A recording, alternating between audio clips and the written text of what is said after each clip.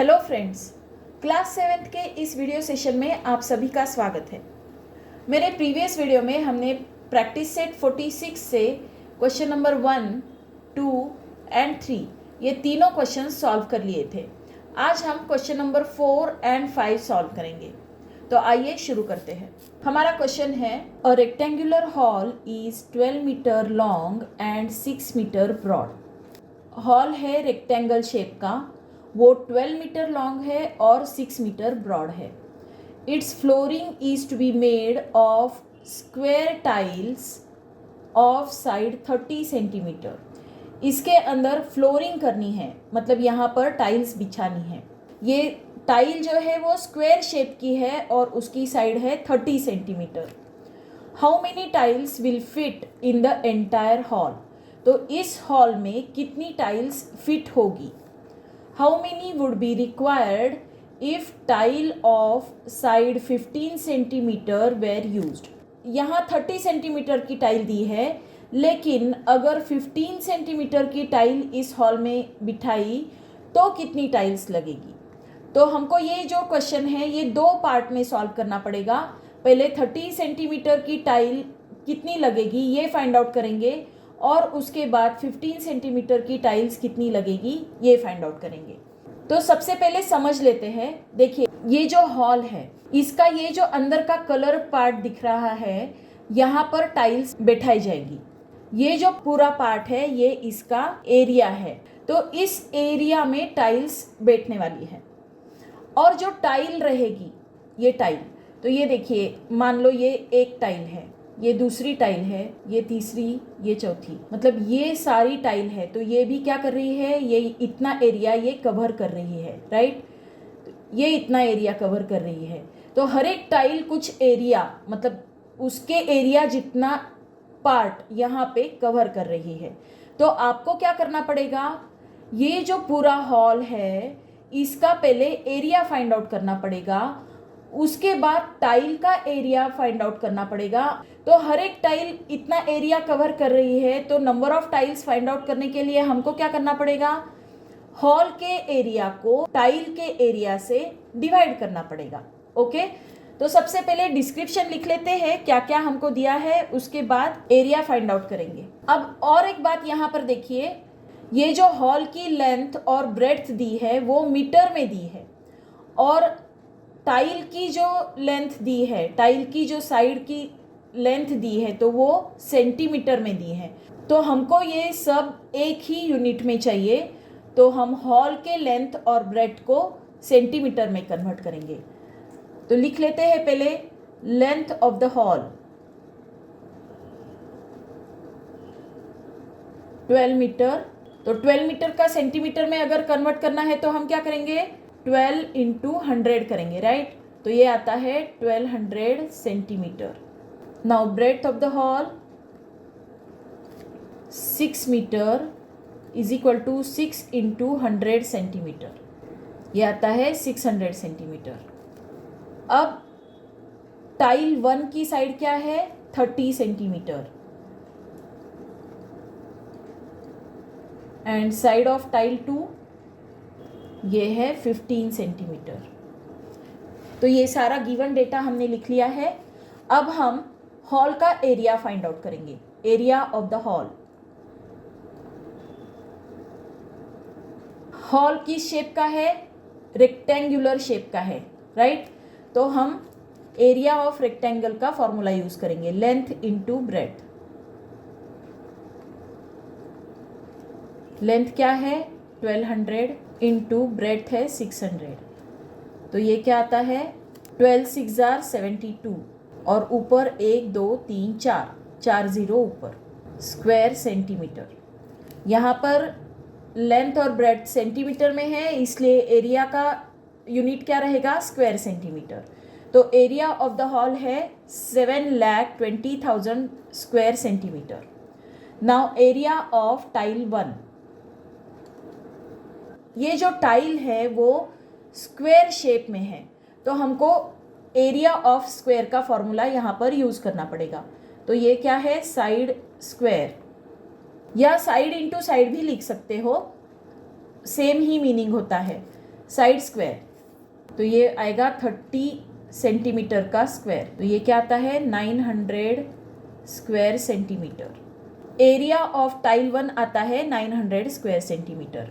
अब हमको number of tile find out करना है, तो हम क्या करेंगे, number of tiles is equal to area of hall upon area of tile. Area of hall क्या है 7,20,000 square centimetre and area of tile क्या है 900 स्क्वायर सेंटीमीटर। तो डिवाइड करेंगे, ये 2 0 और ये 2 0 कैंसिल, 9 1 जार 9, 9 8 जार 72 और ऊपर ये 2 0, तो नंबर ऑफ टाइल्स क्या आता है 800। अब एरिया ऑफ टाइल 2 फाइंड करेंगे। ये जो टाइल 2 है इसकी साइड क्या है 15 सेंटीमीटर है, देयरफॉर एरिया ऑफ टाइल 2 क्या आएगा साइड स्क्वायर, ये भी स्क्वायर शेप में है तो ये 15 का स्क्वायर, ये आता है 225 स्क्वायर सेंटीमीटर। तो नंबर ऑफ टाइल्स कितना आएगा फिर, number of tiles is equal to, again हम यही फॉर्मूला यूज करेंगे, area of hall upon area of tile. Area of hall 7,20,000 divided by 225, तो दोनों को 15 से डिवाइड करेंगे, 15 15 जार 225 आता है, 15 4 jar 60, 15 8 jar 120 and 3 zeros। Now again divide by 15, 15 1 jar 15, 15 3 jar 45, 15 2 jar 30, 0 0, तो ये आता है 3,200। ओके, तो हमको क्या पता चला है यहाँ पर, अगर 30 सेंटीमीटर साइड वाली टाइल हमने यूज़ की तो नंबर ऑफ टाइल्स आता है 800, और अगर 15 सेंटीमीटर साइड वाली टाइल यूज़ की तो नंबर ऑफ टाइल्स है 3,200। तो यही हमको आंसर में लिखना है। If we use the tile of 30 centimetre side 800 tiles are required, and if we use the tile of 15 centimeter side 3,200 tiles are required। तो ये है हमारा क्वेश्चन नंबर 4। आई होप ये क्वेश्चन आपको अच्छे से समझ में आया होगा। नाउ नेक्स्ट क्वेश्चन, हमारा क्वेश्चन है find the perimeter and area of a garden with measures as shown in the figure along side. यहाँ हमको एक गार्डन की फिगर दी है, इस फिगर में जो इन्फॉर्मेशन हमको दी है उसके हिसाब से हमको इसका पेरीमीटर और एरिया फाइंड आउट करना है।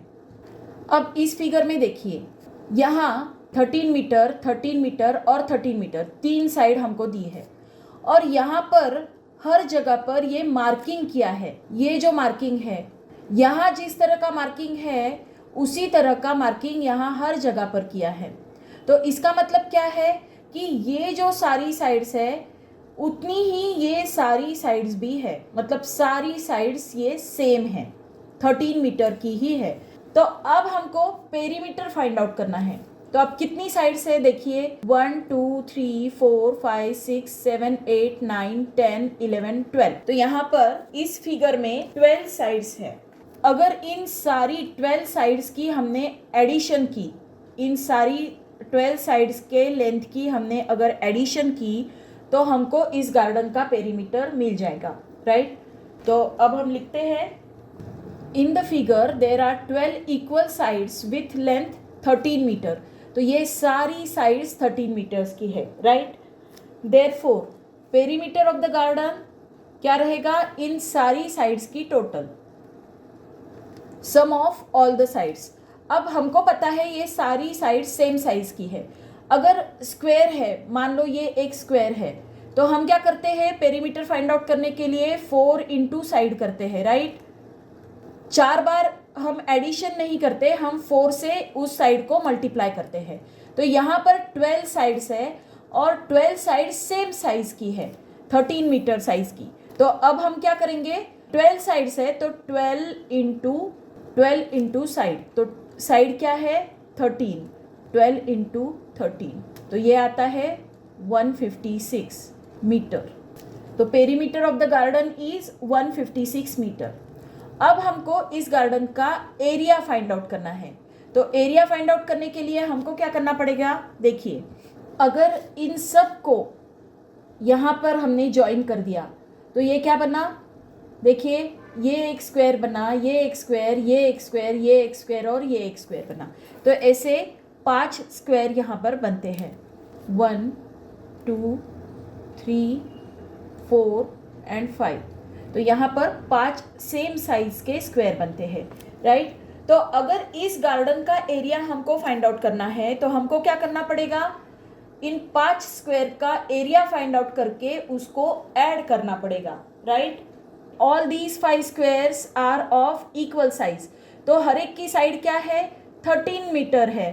तो हर एक की साइड 13 मीटर है, तो हम क्या करेंगे, एक स्क्वायर का एरिया फाइंड आउट करेंगे और उसको 5 से मल्टीप्लाई करेंगे, तो हमको 5 स्क्वायर के एरिया की टोटल मिल जाएगी। ओके, तो एरिया ऑफ स्क्वायर, तो ये हम फाइंड आउट करेंगे, इसको यहाँ से हटा देते हैं। Area of the garden is equal to 5 into area of square, 5 into side square. Side क्या है, साइड है 13 मीटर, 5 इंटू 13 मीटर का स्क्वायर, तो ये क्या आता है 5 इंटू 169। तो इनको मल्टीप्लाई करेंगे, ये आता है 845 स्क्वायर मीटर। तो एरिया ऑफ द गार्डन क्या आता है, 845 स्क्वायर मीटर। अब हमको पेरीमीटर ऑफ द गार्डन और एरिया ऑफ गार्डन दोनों मिल चुके हैं, तो अब हम आंसर लिखेंगे। Perimeter of the garden is equal to 156 metre and area of the garden is equal to 845 square metre. So this is our answer. तो इसी के साथ हमारा प्रैक्टिस सेट 46 यहीं पर ख़त्म होता है। आई होप ये पूरा प्रैक्टिस सेट आपको अच्छे से समझ में आया होगा। अगर आया है तो इस वीडियो को लाइक कीजिए, अपने फ्रेंड्स के साथ शेयर कीजिए और मेरे चैनल को सब्सक्राइब कीजिए। Thank you for watching.